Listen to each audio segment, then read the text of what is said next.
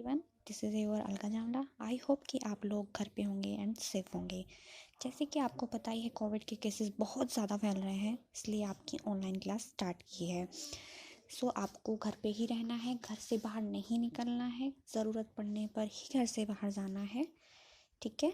सो मैं आज आपको अपैरल इंडस्ट्री के बारे में बताऊंगी। इंडस्ट्री में किस तरीके से वर्क किया जाता है, कैसे वो लोग वर्क करते हैं, एक अपना बेस कैसे लेकर चलते हैं। ठीक है, इसमें आपको मैं सब बताऊंगी। सो मैं आपको इंडेक्स में बता देती हूँ क्या क्या टॉपिक आएंगे। बड़े पैमाने पर उत्पादन, गारमेंट मैन्युफैक्चरिंग प्रोसेस क्या होती है, औद्योगिक क्रांति में कपड़े और वस्त्र, कपड़ों का बड़े पैमाने पर उत्पादन, बाजार अनुसंधान, फैशन फोरकास्टिंग, सजावट, उत्पादन और डिज़ाइनिंग, विकास, बिक्री, फैशन विज्ञापन क्या है, सांस्कृतिक क्या है। ठीक है, ये मैं आपको सब बताऊंगी। बड़े पैमाने पर उत्पादन मतलब कि वो बड़े लेवल पर किस तरीके से काम करते हैं। ठीक है, कपड़ों का बड़े पैमाने पर उत्पादन मतलब वो अपने फैब्रिक को किस तरीके से बेचते हैं।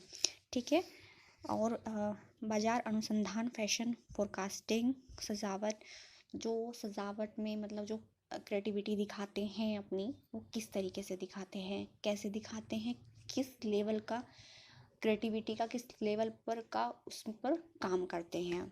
ठीक है, ये मैं सब आपको बताने वाली हूँ। सो आप ये चीज़ें अपनी नोट कर लीजिए। सो मैं आपको लिखवाती हूँ। ओके, सब स्टार्ट करते हैं। सो आपने वो नोट कर ही लिया होगा। इस टॉपिक को मैं स्टार्ट करने से पहले आपको बता देती हूँ कि मैं इस टॉपिक को पहले रीड करूँगी, उसके बाद मैं आपको एक्सप्लेन करूँगी। ओके। गारमेंट में मैन्युफैक्चरिंग में फील्ड एक्सपोजर, परिधान उद्योग दुनिया भर के लाखों लोगों को रोजगार देता है और मुनाफे को अरबों यूरोप में मापा जाता है। इस तरह उद्योग दुनिया में तेजी से जटिल उपभोक्ता इच्छाओं, मांगों और फैशन के रुझान का पालन करता है। विकास दर, डिजाइनिंग, फैशन, कार्यक्षमता और उत्पादों के विस्तृत श्रृंखला के मामले में मूल स्वर उच्च खपत वाले केंद्रों द्वारा दिया जाता है। यानी सबसे अमीर राज्य टिप्स और एक्सपोजर्स का उपयोग परिधान की सौंदर्य अपील के बढ़ाने के लिए किया जाता है, लेकिन तैयार उत्पादन उपयोग किए जाने वाले सामान में कोई भी दोष एक परिधान के बारे में ग्राहकों की शिकायतों को आमंत्रित करने के लिए बाध्य है, जिससे अन्यथा अच्छी गुणवत्ता का माना नहीं जाता। ठीक है, इसमें क्या है कि परिधान उद्योग भर में लाखों लोगों को इसमें रोजगार मिल, जो इंडस्ट्री है, बड़ी बड़ी इंडस्ट्री होती हैं, उनमें काफ़ी लोग, अरबों लोग काम करते हैं जिनको रोजगार मिलता है। और मुनाफे को सब अरबों मतलब जो मुनाफा है अरबों में उन लोगों को बचत होती है। मतलब जो यहाँ पे आगे देश विदेश में डॉलर के उसमें जाते हैं।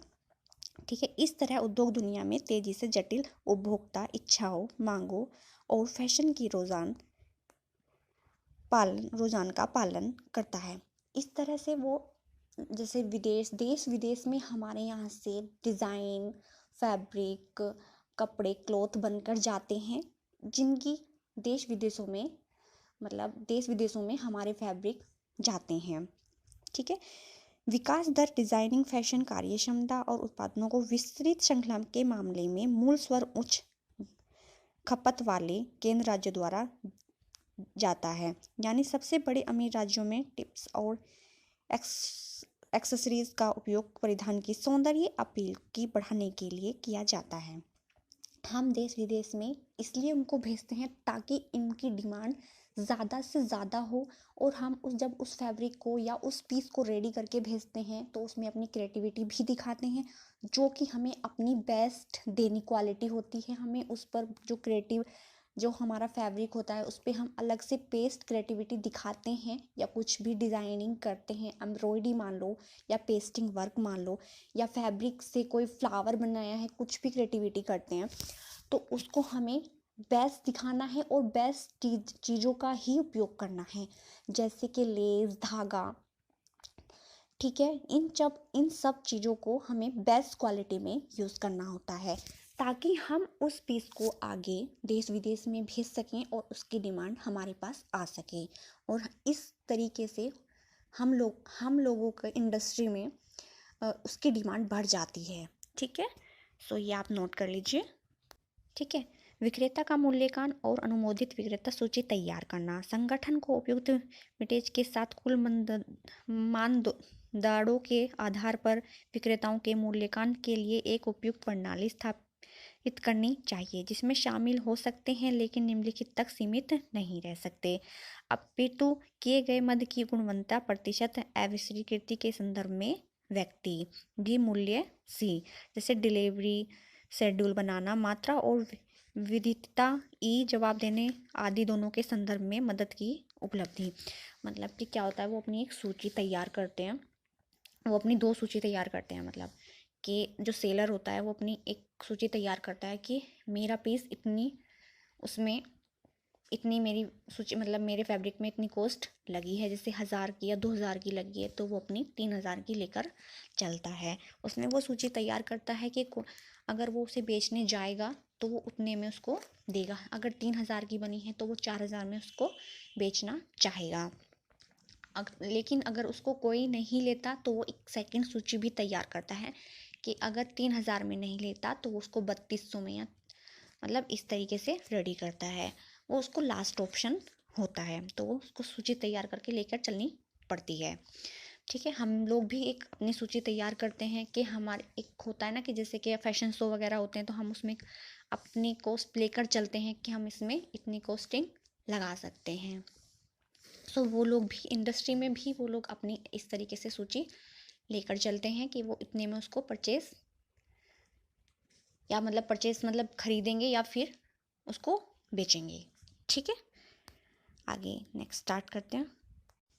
ठीक है, गारमेंट्स मैन्युफैक्चरिंग प्रोसेस क्या है? यह कच्चे माल को तैयार उत्पाद में बदलने की प्रक्रिया है। परिधान निर्माण प्रक्रिया में उत्पादन, डिजाइनिंग, कपड़े चयन और निरीक्षण, pattern making, grading, marking, spreading, cutting, bundling, सिलाई, दबाना या फोल्ड करना, या फिनिशिंग या विवरण, सब आदि इसमें आते हैं। गारमेंट्स के निर्माण की प्रक्रिया में उत्पादन, डिजाइनिंग, कपड़े चयन और परीक्षण, pattern making, grading, marking, distribution, cutting, folding, सिलाई करना, क्रिप्टेशन, फोल्डिंग, फिनिशिंग एंड आदि ये चीज़ें शामिल इसमें होती हैं। पहले हम किसी पैटर्न को तैयार करने के लिए उसका कच्चा पैटर्न बनाते हैं, जैसे ड्राफ्टिंग करते हैं। ड्राफ्टिंग में हम उसमें मार्क करते हैं, जितना भी हमको फैब्रिक लेना होता है पूरा उसको कटिंग करते हैं। ठीक है, उसको मार्क करते हैं, जितना हम उसको फोल्ड करेंगे वो अलग से मार्क एक्स्ट्रा लेंगे, उसको मार्क करेंगे। सब चीज़ों के लिए हम पहले एक पैटर्न तैयार करते हैं। उस पैटर्न को तैयार करने के बाद हम फैब्रिक को की कटिंग करते हैं ताकि हमारा फैब्रिक ख़राब ना हो, इसीलिए हम सबसे पहले एक पैटर्न रेडी करते हैं। ठीक है, फिर जब हम उसको फैब्रिक पर कटिंग करते हैं तो फैब्रिक की कटिंग करने के लिए पहले हम फैब्रिक को मतलब वॉश करेंगे, प्रेस करेंगे, उसके जो धागे होंगे उसको फिनिश करेंगे, और फिर क्या करेंगे, फिनिश करने के बाद तब उसकी कटिंग करेंगे। ठीक है, तो इसी तरीके से आप लोगों को भी करना है, मतलब ये चीज़ों को ध्यान रखना है। और मतलब अगर हम किसी भी चीज़ को या फैब्रिक को, तो पहले हम एक अपना पैटर्न बनाते हैं, उसके बाद हम फैब्रिक पर कटिंग करते हैं, और फैब्रिक की कटिंग करने से पहले हम उसको वॉश करते हैं और उसको फिनिश करते हैं। ठीक है, सो आज का टॉपिक मैं यहीं पे ख़त्म करती हूँ, और next day next topic. Okay, bye bye.